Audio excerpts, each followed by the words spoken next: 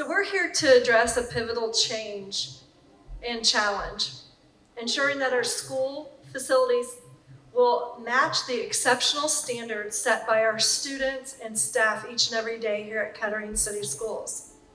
Our district has reached a critical turning point, managing 12 buildings constructed between 1949 and 1966. This aging infrastructure presents compounding challenges, as confirmed by the Ohio Facilities Construction Commission, which we often refer to as the OFCC, and you'll learn a little bit more about that in detail. The OFCC's assessment provides a stark reality to us. Our rapid deterioration of our essential components, such as HVAC systems, roofing, and fire alarms.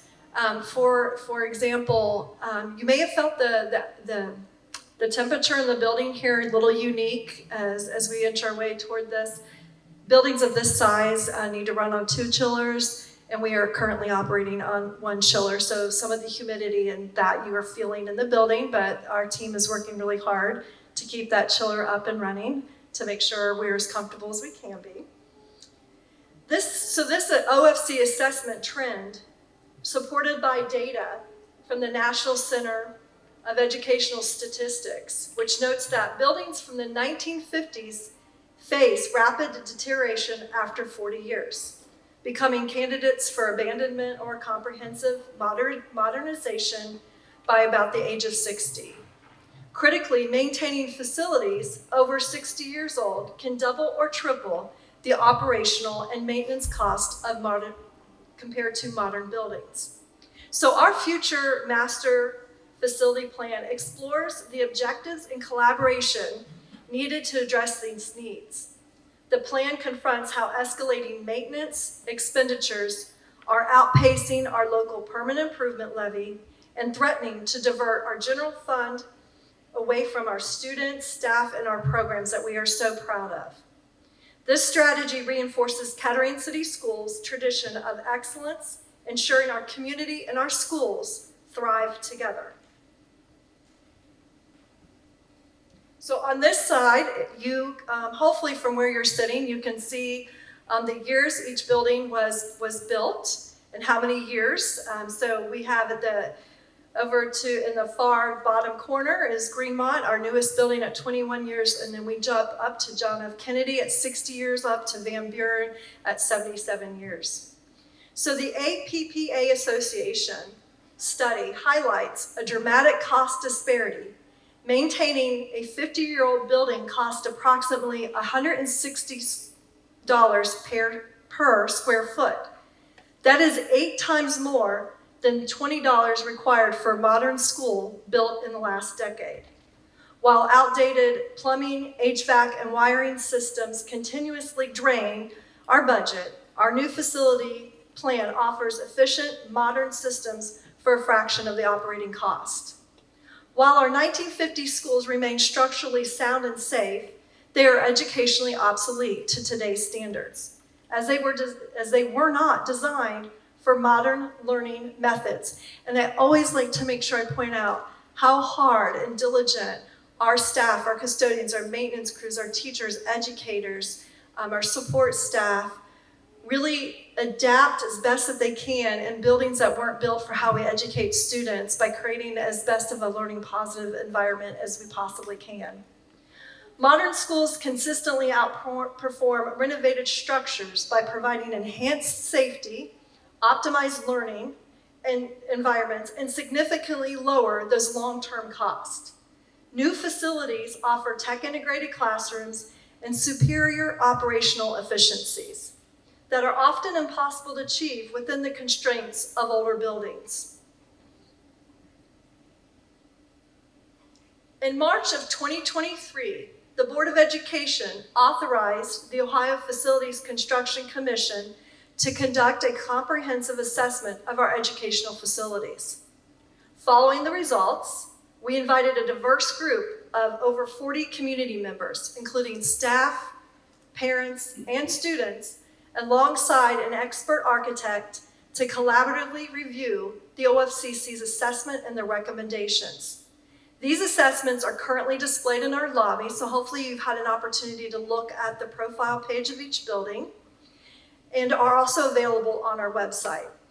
The steering committee met monthly, 4 hours, analyzing and touring each of our Kettering schools while also visiting 5 other districts to evaluate various levels of renovation and new construction. Additionally, our central administrative team took those assessments, visited every school and department staff meeting to share the assessment findings and gather direct input. We hosted a community forum to distribute the assessment result information and provided multiple channels for residents to submit questions and feedback. Then, guided by this wealth, the committee continued to dive deeply to develop their recommendations for the future-ready master facility plan that you'll learn more about this evening. This marks our 7th community meeting today, several of which included virtual participation options to ensure accessibility to this information. In addition, we revisited every staff meeting and every building and every department to also share the findings and the progress of the steering committee and the master facility plan. We also engaged in at least 9 local service meetings of our district and that represent our community. We attended 11 PTO or PTA meetings and a booster meeting, and partnered with the City of Kettering and the Kleinger's Engineering on a comprehensive traffic study that you will also learn a little bit more about this evening. We hosted building tours before every board meeting throughout the year to allow the community and the public to come through and see not just the areas that they come and visit, like just the auditorium, but get into the hallways, the classrooms, the restrooms, to just even visit boiler rooms. Our goal has been to foster a collaborative environment focused on critical thinking and problem solving for the future of our schools. All presentation materials, including slide decks and video recordings, have been archived for public review. I want to personally thank our Board of Education for their vision, our steering committee for their rigorous research, and our community for engaging so deeply in this vital process. And so with that, we're going to dive a little deeper into the master facility planning process and outcome. And with that, our expert, Mike Richley, who has served as consultant as an architect throughout this process.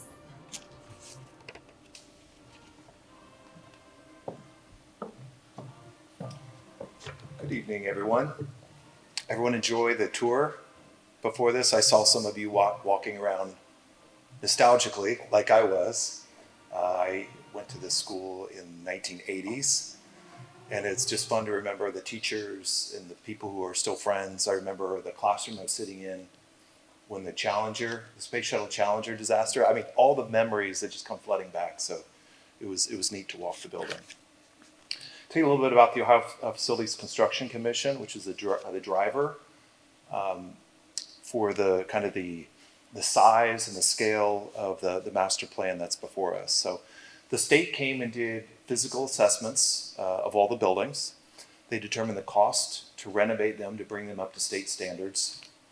There's a 2/3 rule where if the cost to renovate a building exceeds 2/3 of the cost of new construction, that the state recommends building replacement. The state also comes in, they do enrollment projections. This is about right-sizing your district for the future. How many students will you have out 5 years, out 10 years, and let's make sure we're designing buildings for that student population. The state is offering 43% funding for this plan, which is significant. Imagine a $100 million plan, that's $43 million coming from Columbus to support that. That's not coming from the local tax base. The caveat to that is it has to be a state-approved master plan, and we have to follow the guidelines, some of which I mentioned on the 2/3 rule. Another rule is on size of buildings. State requires all schools to be over 350 students minimum, and there are a couple Kettering schools that are just at or slightly below that threshold. So we developed a plan that they've approved, which is essentially a consolidation plan.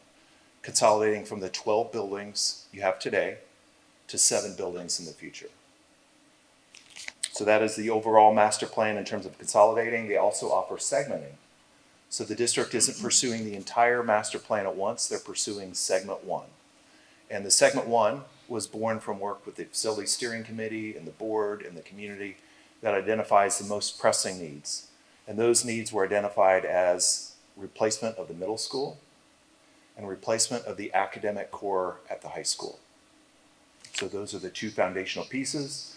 The state allows us to do that in a program called Expedited Local Partnership, where the district moves funds at 100% locally.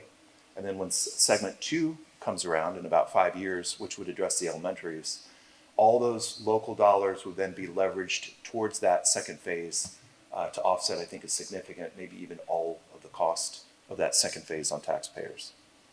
So what we're talking tonight is the broad master plan, and I'll kind of lay out segment one and segment two to you. As I mentioned, the buildings were assessed. You can see the Fairmont High School assessment here, the cost to renovate. And the renovate replace ratio here is 71%. Like, wait a minute, Mike, I thought you just told me about the 2/3 rule. So the 2/3 rule would say this building needs replaced. However, with our planning efforts in the state, we said, look, hey, when you tour Fairmont High School and you go into the auditorium and you go into Trent Arena and you go in the new Career Tech Center and the band works and choir room, it makes a lot of sense to keep those for the future. However, when you go into East Unit, Central Unit, and West Unit, you'll find academic spaces that are essentially the same as they were 50 years ago. So through that waiver process, the state will allow us to keep what I'm calling the redeeming portions of Fairmont High School and then co-fund the portions for replacement. On the right, you can see they have a 1, 2, 3 scale on needs replacement, needs repaired, satisfactory, and most of the items are either needs repaired or replaced. Next up would be Kettering Middle School. Cost to renovate at $70 million, with a renovate to replace ratio at 82%. So this exceeds that 2/3 rule. And with Kettering Middle School in particular, it's an open campus. So there are safety considerations for Kettering Middle School. So that building would not be allowed to be in the master plan as a co-funded project. So the Future Ready Master Facility Plan, segment one is a new 6 to 8 district-wide middle school, combining Van Buren and KMS into one new building just to the west of Fairmont High School. So on the baseball and softball fields. We'd replace the academic portions of Fairmont High School, Central, East, and West units. I mentioned softball and baseball. There's some other outdoor athletic fields that would need to be addressed. And then there's some budget also for the segment two. If you remember the segment two being the elementary schools, keeping all of your elementary schools warm, safe, and dry up to the point that segment two could be addressed in that 5 to 10 year window. Here's a conceptual planning diagram. This is an overhead view of Fairmont High School. The blue areas are the portions of Fairmont High School that we were proposing to maintain and keep. You see Trent Arena, you see the auditorium on the right, and then the school site, we have Schroyer, Lincoln Park, Far Hills on the left, and Rock Hill at the top. In orange is where we're proposing the new middle school. It'd be a self-contained building, have its own gymnasium, student dining room, all the athletic spaces, and be self-contained. However, it would have the advantages of being on the campus of the high school. So if the middle school students wanted to go into the recital hall or the auditorium or Trent Arena or use Fairmont Park for PE and athletics, that's all right there. The unlock for this, in terms of adding the additional students to campus, was for the first time opening up Far Hills for vehicular access. So we've got multiple ingress and egress points to Far Hills and a bus loop that we're proposing that tees up off of Winding Way to a new centralized bus drop-off and pickup right in the heart of campus. This will take a lot of the load and pressure from the buses that currently in from the north on Rock Hill and stage on the north side. The red item is the new academic core for the high school. Our proposal is to take Central, East, and West units, rotate them, and stack them multi-story, which will also provide an opportunity up on the northeast side of that diagram to increase the parking and the parent drop-off. As we know today, parent drop-off is clogged along Schroyer onto the south where that star is, where it says high school student parking lot. So our goal with this plan is to solve the problems that exist today with drop off to Fairmont, but also making sure we're dealing with the new load at the middle school. These two projects will be separated with time. So I believe there's an hour difference in start and stop times. So all these loads that are happening are non-simultaneous. They'll be consecutive. We've counted for band practice fields, and I'll show you in a second, but that orange box is sitting on top of the current varsity baseball field, softball field, and some athletic fields, and you'll see how those will be addressed in a second. We're envisioning some intersection improvements in the northeast, the Delaney access from Rock Hill as emergency access only. I think this will do a lot to eliminate some of the congestion that currently is occurring up on Rock Hill, although allowing for pedestrians to go both into Delaney and to Hathaway. You might have heard that Van Buren Middle, this school will be, the students are going to move over to KMS. That's going to happen this summer, and then this building will be abated and demolished. So that X is the current overhead view of Van Buren, and our proposal for that site is to turn it into multi-use athletic fields. So essentially green space. You think of boys and girls soccer practice, field hockey, the things that are just being displaced by the middle school on the Fairmont campus will have a new home down here at Van Buren. We're anticipating some added parking on the west side to support Roush Stadium, and also considering like a modest restroom storage facility to support that. Baseball and softball, the plan is to find a new home for those folks at the KMS site. You haven't driven back there. There is a tremendous amount of green space, ball fields, athletic fields. Our plan is to make improvements to those to put baseball and softball varsity at the KMS site. All right, so segment 2. So after segment 1 is completed, and I'll actually add one bit of detail, was transition. So we're planning to build the middle school first and then use that as swing space for the high school. So we'll build the middle school, design it for the middle school students, but relocate central, west, and east students into the middle school temporarily so we can abate and demolish those wings, construct the new high school addition. High school students would move from the middle school into the high school, and then at that time, KMS, the students from KMS would then move into the new middle school. So that is a multi-year, multi-phase process, and this segment 2 then would come on the heels of that, potentially in 2028 to 2034 timeframe. So segment 2, we're envisioning as 4 new elementary schools, and then Greenmont, your newest building, around 27 years old, would be renovated and kept. And then we recognize that all of Fairmont High School was not addressed in segment 1. So we would go back to look at, say, some of the South Unit Career Tech, some of the issues in the cafeteria to deal with the high school as part of segment 2. One question that's come up often in the planning process is where will these future 4 elementary schools go? And the location of those would be addressed in that future segments planning process in that 5-year from now time frame. But the things that we would consider when designing or trying to find a home for new schools is location, right? How are these sites geographically dispersed through the community? Are they on logical sites in terms of transportation, access for parents and buses? How suitable is the site for construction? Is it sloped? Is it flat? Are there accessible utilities? And then design flexibility for the future. I will say, just as a first pass, that you have a lot of great sites today, and it's likely that the future schools might occupy some of the sites that some of your schools are on today. So that is another story for the future to work through when segment 2 occurs. With that, I would like to introduce Dan.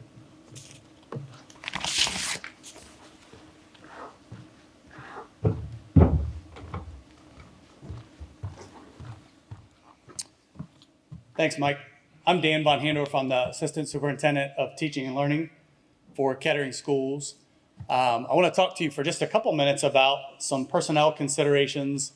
Like Mindy said, we've been meeting a lot with the community, meeting a lot with our staff, one thing that we've heard over and over again from the community is the impact that this Future Ready Facilities Plan will have on our staff. We have some amazing dedicated teachers, aides, secretaries, administrators. So one of the things that we have heard very clearly is throughout this process, our community wants to make sure that none of our employees lose their job because of the Future Facilities Plan. And so to that end, we're committed to do that throughout this plan.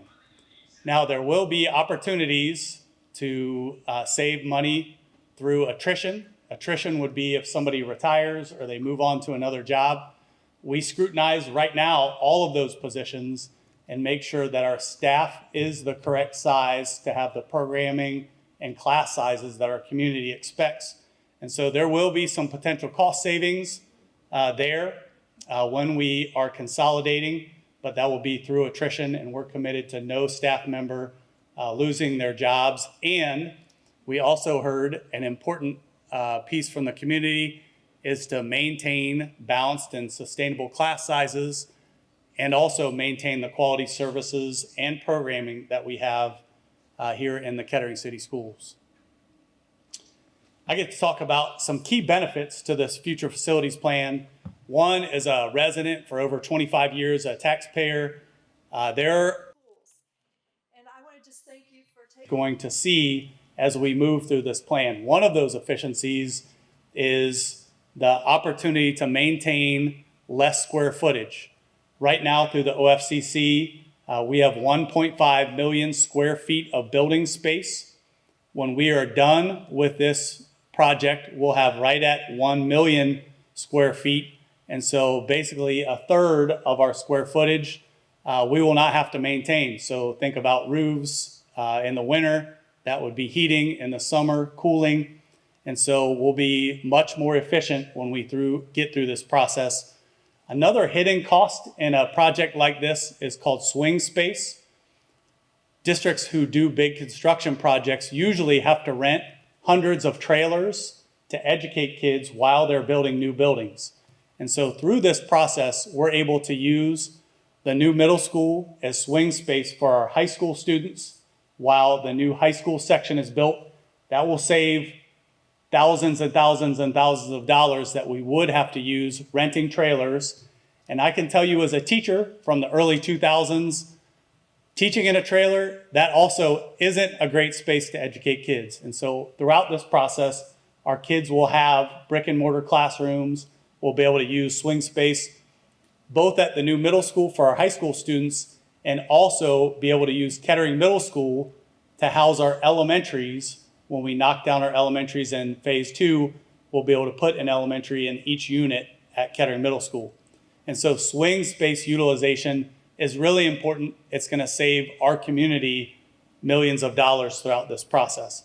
And then, as Assistant Superintendent of Teaching and Learning, what's really near and dear to my heart is the modern learning spaces that our students and our teachers are going to be able to utilize when we get done with this project.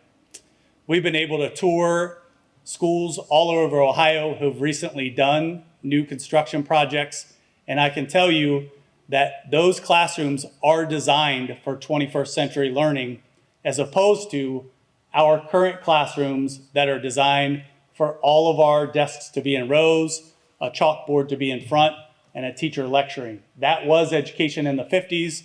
We have learned a lot since the 1950s on what works for kids, and school buildings are a really important tool for teaching kids and students learning. And then the last really important benefit is classrooms used as a tool. They really help teachers teach the way students learn today. So think about collaboration, think about shared resources and innovative programming. New classrooms are designed to encourage teachers and students to do those things. Our current classrooms, they're just not designed to help teachers innovate in their classrooms. With that, I'd like to introduce Justin Blevins, our treasurer. He's going to talk about the financial plan for our future ready facilities.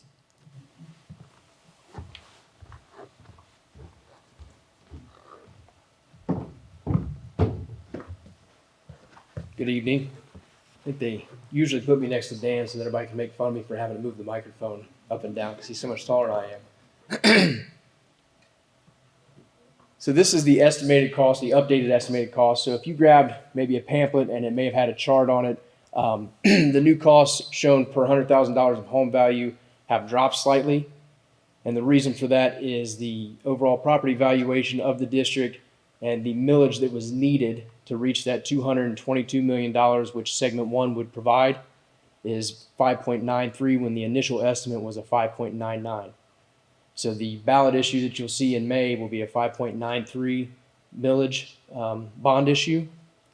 And these estimates are also based off of a 37-year bond at a 5% interest rate.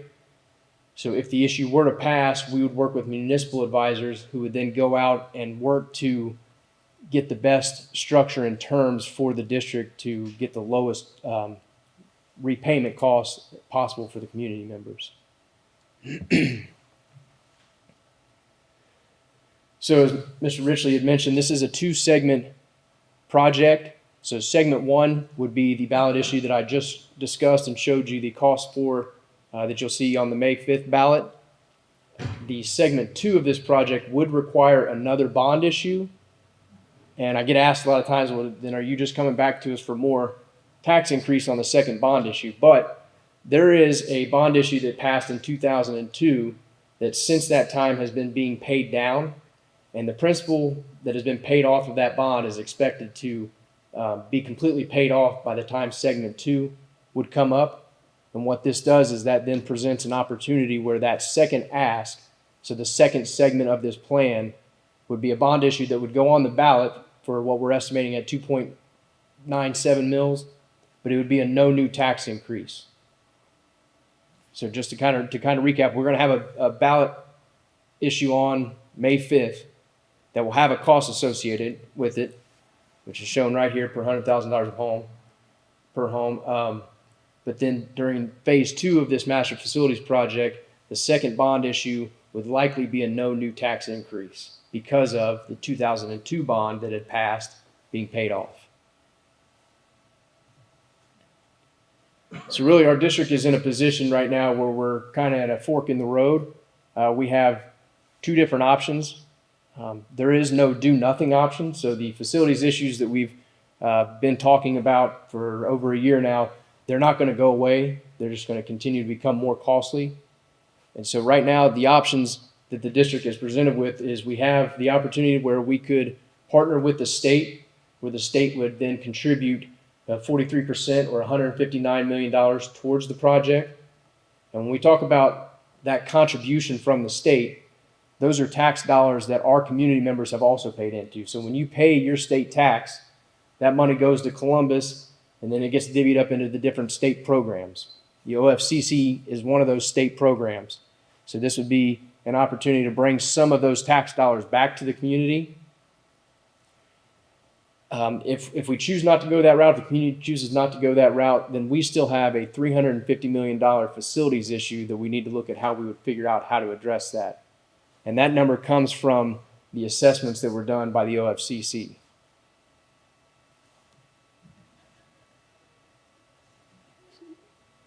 So, Real quick, so that $350 million, that was done by the assessment, that was 2 years ago, so that doesn't include anything new that's happened since then. correct. So those costs are going to continue to grow. Like I mentioned, that we've got a facilities issue that we've been discussing, and that facilities issue is just going to compound year after year unless we start to address it, which we'll need to do no matter which path we go down. So we have one path where we can choose to partner with the state and receive this contribution. The other option is we would have to look at a more expeditious consolidation of our buildings, where it would be done based on a more of a fiscal push rather than for educational purposes. And at that point, we'd also need to start dipping into our general fund in order to address the rising facilities costs that we have. So when we get into general fund money, what we do is we then lessen the time before we have to go out for a new operational ask. And when we go out for that operational ask, at that point, we would have to start to factor in what our facilities costs are going to be, and it would likely lead to a higher millage ask. And so I think then at this time, Mr. Von Handorf is going to come back up to talk a little bit more about how this would benefit everybody.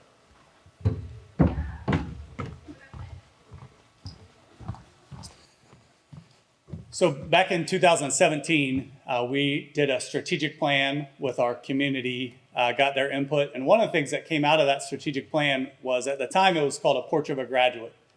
Since that time, we got feedback from our teachers, from our community.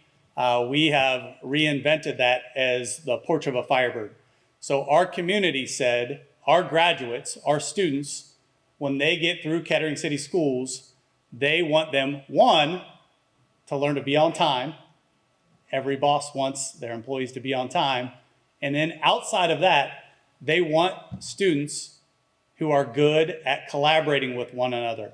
They want employees who are lifelong learners. They continue to try to learn and get better at their craft. They want critical thinkers. They want thoughtful communicators, and they want global citizens. Our community told us these are the attributes that we want Kettering City School students to leave and graduate with. At the bottom there, those are 21st century learning skills that research says students need to be successful in life. There's an amazing crossover between those things. We know research is very clear that for students to excel in those attributes, they need a physical environment that was designed so they can learn and practice those attributes.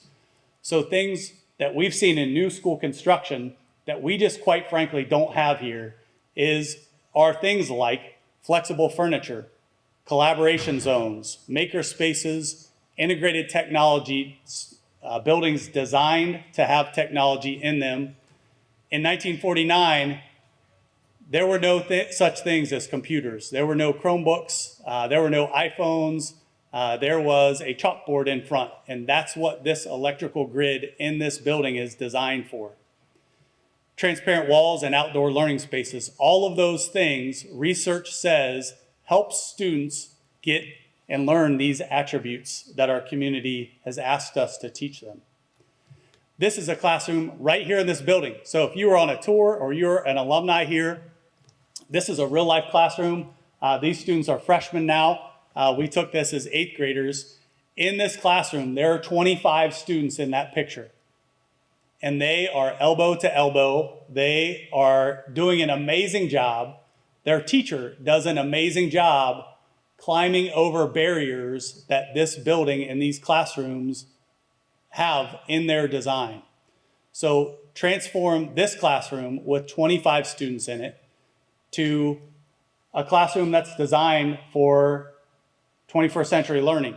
On the left, this is an example of a flexible learning environment. So if you look really closely there on the left, there are 25 chairs in that room. There's flexible seating in that room. Everything in that room is on wheels, so you can move those. So a teacher, if they want to do small group work, they can do that. If they want to have everybody facing the board, they can do that. They have integrated technology in that classroom. If you look real close and count, there are 25 chairs in that room. So look at the environment that our students and teachers have right here at Van Buren Middle School versus what many, many other communities have for their teachers and their students. It's night and day. On the right is a real life classroom where they have collaboration spaces built into the design of their school. So what you can't see on the picture on the right is there are 6 classrooms that are all around that middle collaboration space. Teachers have transparent walls so they can send kids out into that collaboration space. Students can work in a different environment.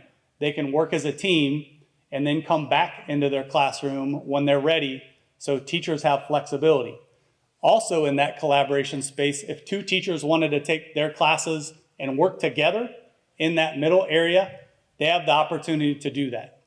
There is no place in this building where teachers can do things like that. They are really limited in the educational strategies that they have here that other teachers, other students, and other communities have. Speaking of other communities, one of the things that we know is our teachers, our really good teachers, they have a choice in where they want to work. Our administrators have a choice in where they want to work. Our families have a choice in where they want to live to send their kids to school. So at the top, that's West Carrollton Elementary School, just built through an OFCC project. On the right is a West Carrollton Primary School Media Center. These are significantly different spaces than we have here in Kettering. On the bottom, another neighbor of ours, Fairborn. If you drive up 675, you just can't miss the brand new high school. They're building a brand new middle school. That is their cafeteria at Fairborn High School. And then on the right, before getting into administration, I was a high school science teacher. And I've got to tell you, I had a tear in my eye when I went to Fairborn and looked at their science room compared to the science room that I taught in at Fairmont High School in 1997, which is almost identical to room 345 right now today in West Unit at Fairmont High School. The chalkboards have whiteboards on them. There is a computer up front that is hooked to a smart board. And other than that, my classroom that I taught in 1997 is exactly like it was when it was built in the 50s. So our families, our teachers, our students, they have a choice of where they're going to go to school, where they're going to work.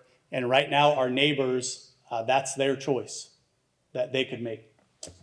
So we're going to pause with the future facilities plan.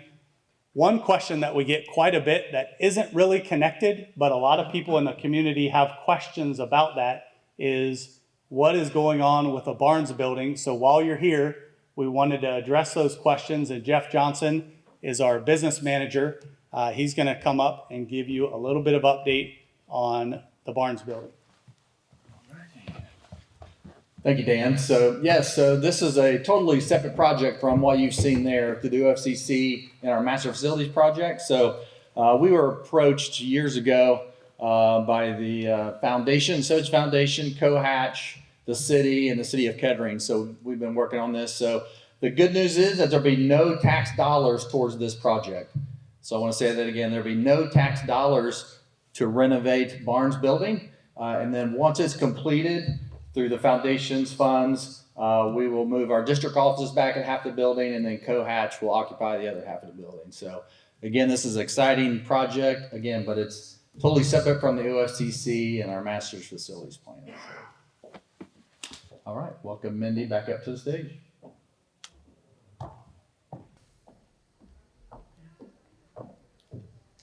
Thank you for the team for presenting.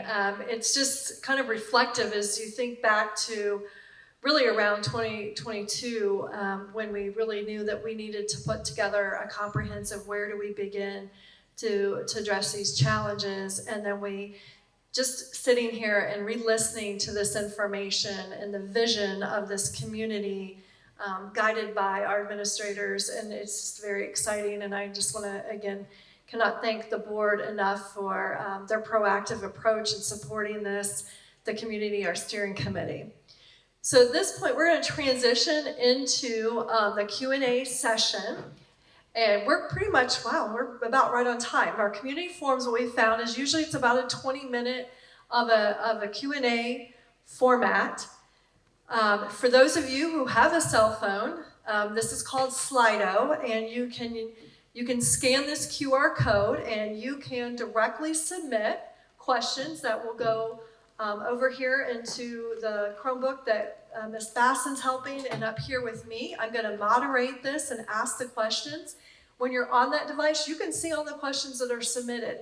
The neat thing about this is it also archives those questions. So as we are in our internal meetings and as we're processing and we're collectively looking at our frequently asked questions, that input, that feedback, it's archived, we collect it. Again, we do have a frequently asked question Q&A that is also available on our website. So I appreciate your patience, and as we're transitioning into that, you've had the opportunity to hear from each one of our panel experts that are here with me. I also sometimes chime in as the superintendent to help out in answering questions.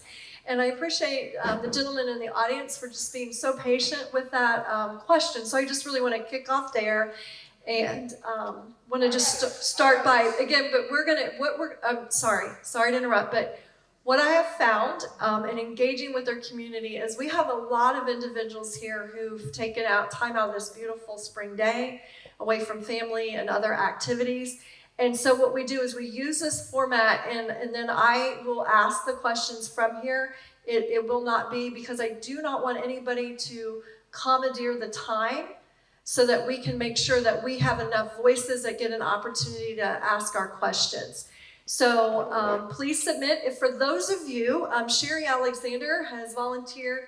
If you don't like using your phone, just wave to her and get her attention. She has pens and index cards that she will take to Carrie and put the questions in there. So as Sherry will be walking around and allowing you to do that. So the question that we're going to start off with is from our gentleman, is the Van Buren site area. So as this is being abated and demoed, why are we using it for that, repurposing that athletic outdoor space?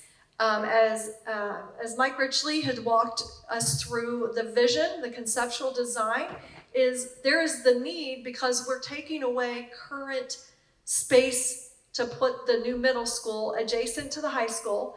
And we have talked about that as well, but we have a lot of our 8th grade students, a lot of our middle school students take courses in high school for high school credit. There's definitely a blend of those opportunities, and having that close proximity, still a separate middle school, but the ability to share in some of those spaces, from our auditoriums to those labs, those opportunities, and having that adjacent is a instructionally sound decision.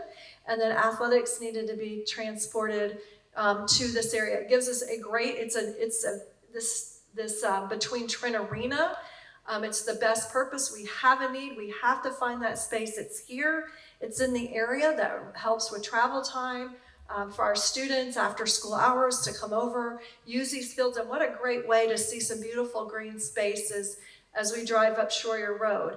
As you learned in the plan, is that segment 2 is really where it becomes, when we go to consolidate from 8 elementaries to 5, and we know where Greenmont's gonna be, because it's gonna continue to be where Greenmont currently exists.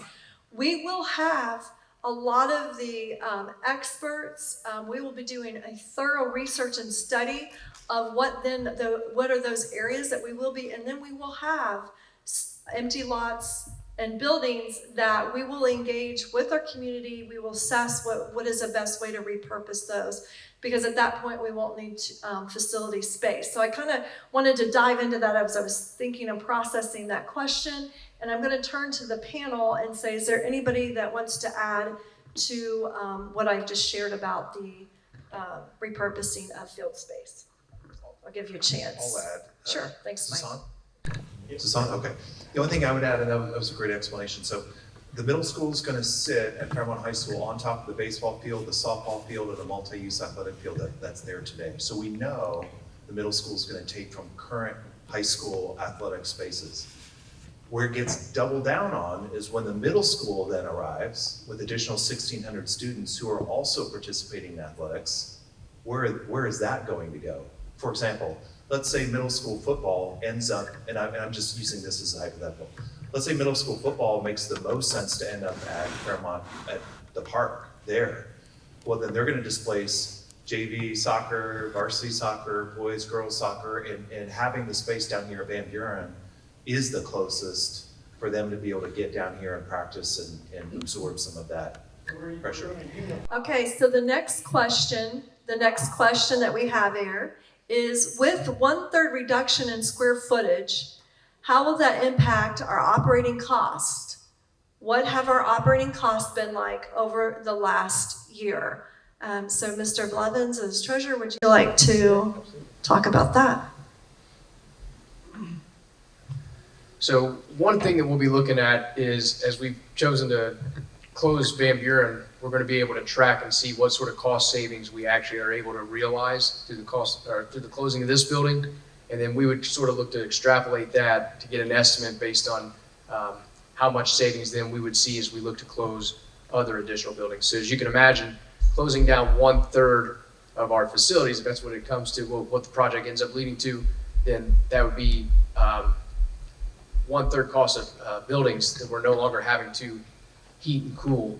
And so we would look at how much savings we would capture from those consolidations. Our operational costs over the last year, 2025, I believe was $122 million across the district. And that's just operational day to day. So then we also had about $2.5 million of capital expenditure. There was an additional $500,000 that was spent general fund dollars towards capital projects. So roof improvements, parking lots, things that we had to pull some of that money from the general fund to address those needs because the capital money that we have is not enough to address the issues that we're seeing in the buildings. So that's the operational cost. And then as far as the savings, that's kind of where we would look to see those savings, and we would start to get better estimates as we begin to close buildings. Mr. Blevins, I'm going to add to that. That was a really thoughtful conversation at a meeting that I was asked to attend last night. Could you, for our audience, talk about the 5-year forecast process and how that the board approves that and how that becomes it's public record, and that is also available to our community? Absolutely. So, and this information is also on our district website. If you go to the treasurer's site on our district website, we have the forecasts updated there, as well as the monthly reports. So the monthly report tracks against the forecast each month. So when we close out a fiscal month, that data, so our actual revenue and expenditures are tracked against the forecast, and that information is loaded up to the website. Also, for every school district in Ohio, they're required to submit a financial forecast. In years past, this was a 5-year forecast. Recent legislation changed that down to 3, but this takes place twice a year. So there's one submitted in August, and then there's an update submitted in February. And we take prior expenses and any changes that we're aware of, and then we project out. It gives you 2 years of prior, and then the current year projections, as well as 3 years forward projections. And as Ms. McCarty-Stewart mentioned, that information gets approved by the board. So I present this at the board meeting. I walk them through how the forecast was compiled and what those numbers state. And then the board votes to approve that, and it gets filed with the state and goes onto the state site, but we also put it on our site so it's accessible to everybody. Thank you. Has the district decided on joining the 300+ schools suing the state over the voucher program, and what could a favorable verdict mean for this project? So Mr. Blevins, if you would like to speak on that. Absolutely. So yes, the board passed a resolution and joined the coalition that had filed the lawsuit against the state for the expansion of the voucher program. If that ends up being favorable to the districts who are suing the state, then likely what we would see, and I'm not sure the timing of this, because in government, sometimes people can drag their feet or things kind of get litigated out for longer periods of time, but the money that has been directed away from public schools, if this is found to be illegal, would likely start being directed back towards public schools. And so our state foundation money that comes from the state to support us would likely grow, or we would hope that it would grow, because now those dollars that they had taken away from fully funding that program would now be put back to it. Or that's the hope anyways. Great, thank you. Where are the baseball and softball fields going to be located, and does Kettering City Schools own that land? Thank you, Dan. So currently in our plan, the baseball and softball fields will be at KMS behind Kettering Middle School, and behind Indian Riffle. If you see there's some current fields there now. So, and we do own that property. We own it all the way to the kind of tree line that's on the back side there. So. Once elementary schools are finished, what happens to the KMS buildings and the site other than the fields that will be moved over? So that site is in segment 2. So at that time in the process, we would engage community, we engage stakeholders. Again, we would talk to experts, our engineers, our architects, and determine what that land should be utilized for that would be best suited in segment 2 of our facilities master plan. What safety, I'm sorry, I'll jump back up. If the current levy fails, where does the 350 million self-funded repair money come from? Is it a different levy?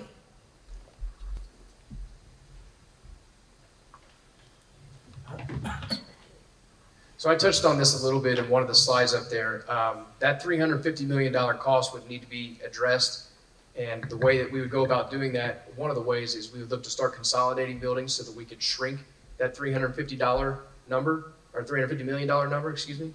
And then beyond that, we would also look at start rating the general fund. So as we kind of approach it from multiple sides, we would close down buildings sooner than what we would like to in order to find operational savings.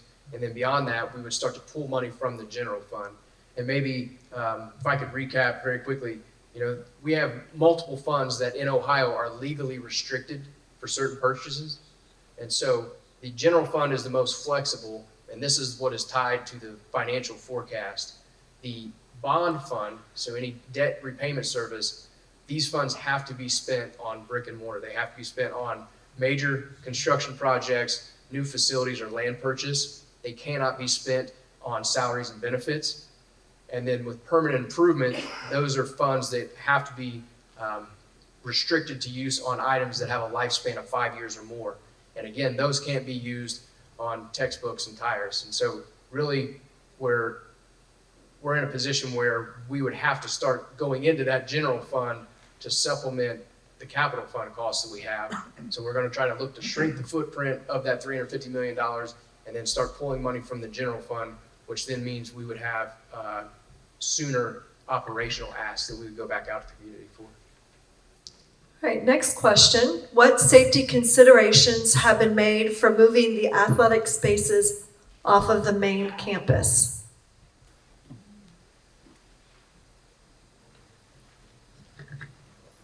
Thank you. Sorry, I can get that. So currently, being a larger district, we have many of our athletes now travel to different areas at Kettering schools, our gyms, our fields to practice. So we would continue to utilize the current safety programs that we have in place, make sure our students are safe and our staff are safe when they go to different practice fields and gyms.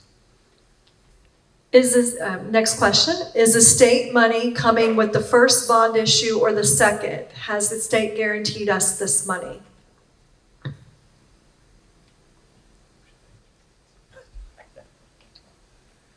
Yeah, so we are in what's currently going to be considered the expedited local partnership program with the OFCC. And so the way that works is this first initial bond would raise the $222 million locally. And at that point in time, the OFCC would reimburse us that cost at 43%. And then in segment 2, they would come in and also pay 43% of whatever cost we had at that time. So as far as the security of that funding, the OFCC has been in effect as an organization in some name. It hasn't always been called OFCC for over 100 years. And those funds are locked in. There's nothing that I've seen anywhere that suggests that we would not receive that funding. All right, next question. I'm going to give this to Dan. I know Dan is working with our legacy committee. What will happen to the bricks on the sidewalk out front of Van Buren that were purchased by residents? We haven't talked specifically about the bricks out front. I'll speak for the committee. I would love to find a way to return those to the people who purchased them. So that would be a short answer. And then a similar question that we get a lot is, could we get bricks from the rest of the building? And we've talked about providing residents the opportunity to do that as well. So if there was a way to get the bricks with names on them to those people, we would love to do that. And I think any resident who wanted a brick from the school, we're working out a plan to find a way to do that as well. Thank you. The fields at KMS are currently used by youth sports. Where would those go with the high school, middle school fields going there? And can we build bathrooms?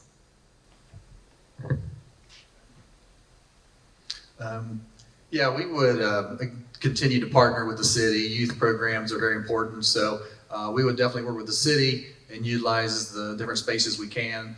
There's some other areas we'd like to look at for some softball, baseball. We know that's important. So again, continue to partner with the city and make sure our youth programs have areas. And yes, we could possibly build some restrooms in those areas. So.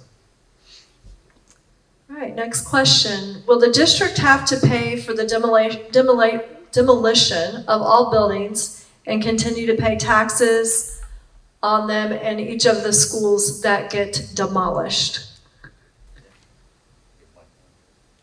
The master plan includes the abatement and demolition of your schools, and that is co-funded. So the state would pay 43% of the cost of the abatement and demolition of the buildings that will be demolished in the future.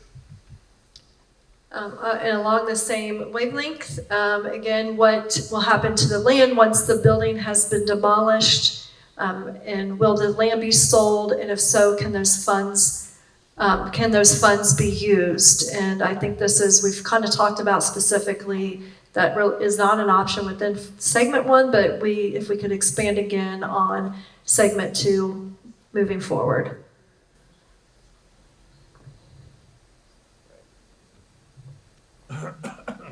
So there are a lot of restrictions on the sale of public schools. There's a whole process where you have to go out and offer those buildings or any of the land that you're going to not be using to private schools and charter schools. And then beyond that, it goes into a process of auction. And so I guess at the time of demolition of the buildings and the land on what to do with that, the board and administrative teams would reconvene and get input from the community on how to move forward with those properties. But if they were to be sold, then yes, we would be able to use that money. That money would get collected into the general fund. All right.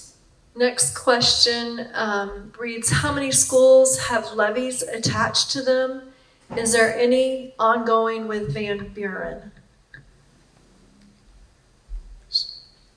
So how many of the schools have levies attached to them? So all of our current levies are just district-wide. Like operational levies, that money is collected and it goes out for the entirety of the district. The same with our permanent improvement levy that's on. It's a continuing levy, and we collect those permanent improvement dollars and they get used district-wide. The 2002 bond had several different projects that were associated with it, and that's the bond issue that I mentioned has been being paid off since 2002 and will drop off by the time the second segment of this project takes place. Thank you. How will the district handle the long-standing relationships with the groups that rent space in the middle schools, such for the auditorium?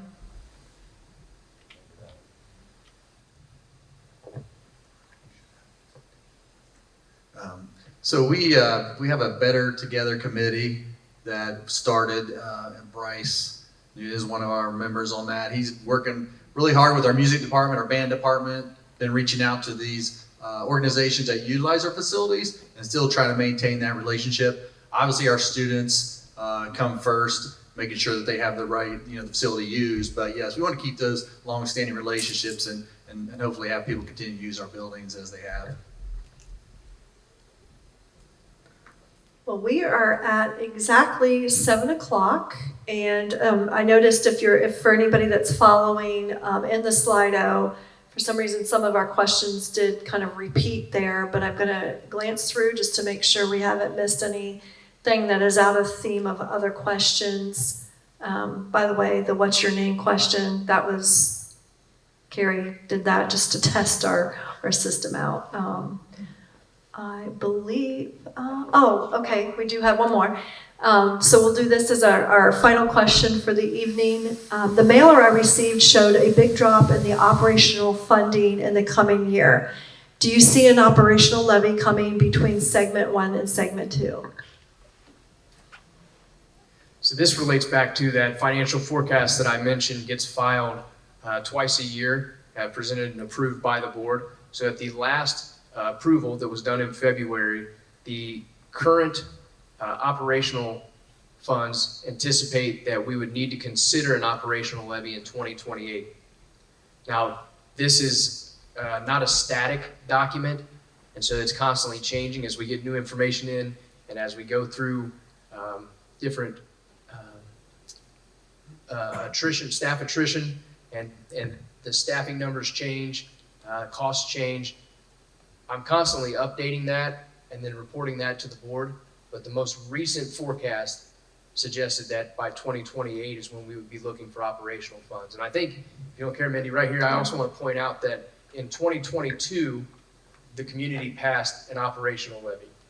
And they've kind of been on a cycle of every 3 years passing operational levies.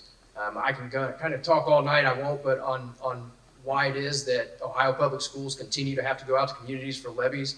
It's sort of a staircase model in how we're funded and how we spend. You know, costs creep up, but ultimately revenue stays relatively stagnant. We then have to go back out to the community for more tax dollars for operational funding. The funding, or the operational dollars that were passed by the community to fund us in 2022 were anticipated to last us through 2025. So we are now 10 months through the 2026 fiscal year, and we anticipate that we're going to be able to stretch those dollars a few more years beyond that. So we went from a period of when that was passed, it was passed on a projection of lasting for 3 years, and we've been able to stretch that far beyond that. So I think it's worth noting. Thank you. Thank you, Justin. Again, thank you all for spending your precious time with us this evening. And as you've processed this information and you dive maybe into our website to seek out more information, have additional questions, we do encourage you to reach out with myself or anybody on the team. We will engage in conversation with you and dialogue with you to help just better understand the facts and information.